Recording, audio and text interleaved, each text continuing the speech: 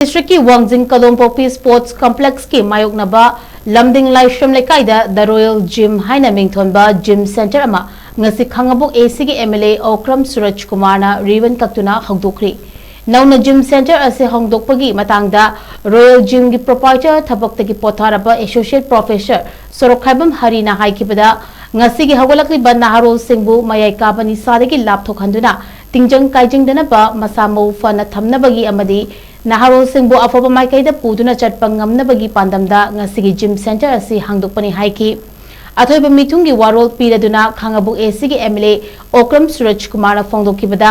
हौजिक की जेनरेशन असिदा नहा सिंगसु अमदी इमा इबिल सिंगसु मसा मौफना नादा येक्तना लैनबगी वाखलोन अयाम्बना लैनरबा ngaktani मियोइबा मना डेवलप तोरपगी थबक अस्थाक असिदा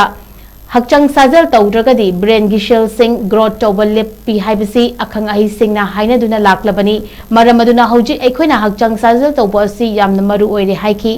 निसा चादुना लाना चटकिदौरबा सिंगबु मफम असिदा पुना पुसिलगा नहा सिंगबु अफबा माइकैदा पुनबगी पांदमदा मफम असिदा जिम अमा हांगदोकपा सिमक यामना लाइबक फबनी हाइकी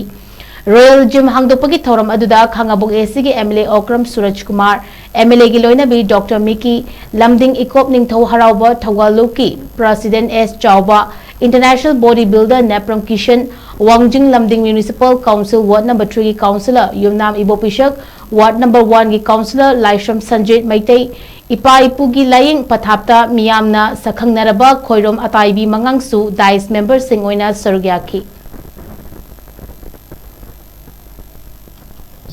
जिम जी मशरूम सौबदौना याम सौगलगे हैरमगनेबा डिमांड लापगिने डिमांड लात्रदि अखै करीमता लैरोय हैबा कोई हुजिकी जनरेशन हैबा तारे मयामना हैबा जेन जी गा हैबा जेन एक्स गा हैबा मयाम सिदी नहा हगोलि भारतर नहा अंगांग मयाम सिंग सिदी नुपिम सारो नुपाम सारो जिम की कॉन्शियसनेस याम हेनकलगे इमाइबल चेचल मयाम सिंगसु अखोई एरोबिक तौबा जुम्बा चोंबा सी तौरगा एक्सरसाइज तौबुबदी याम तौनरे को लेका लेकाइगे मरुवैना मियोइबा अमना ह्यूमन बीइंग अमना हाइबा तारे डेवलप तौरपा सा अंगांग वरिंगदगी डेवलप तौरपगी स्टेज सिदा अखोई हक्साल साजेल तौद्रगदी ब्रेन की डेवलपमेंट ब्रेन की सेल से सी अदुम मयामना डॉक्टर सिंह अखंग अहि सिंगना अदुम हायरबा पोनिको मसिदी अचुम्बने हायबा ब्रेन की सेल से ग्रो तब लेपे एक्सरसाइज तौद्रगदी अदुना अखोई एक्सरसाइज तौबसिमदी यामना दरकार लई एनी स्पोर्ट्स सानबदा फुटबॉल सानबा नंगना प्रोफेशनल सानगे फजना इंटरनेशनल स्टेज से सानगे हर तारी फिजिकल स्ट्रेंथ सी सागतपा म दरकार लई लान निसा पुसा चाना सखिदरबा मयाम सिंग सी सिदा पुनमक पुसलगा अखोई लेकाई लमदा मसिदा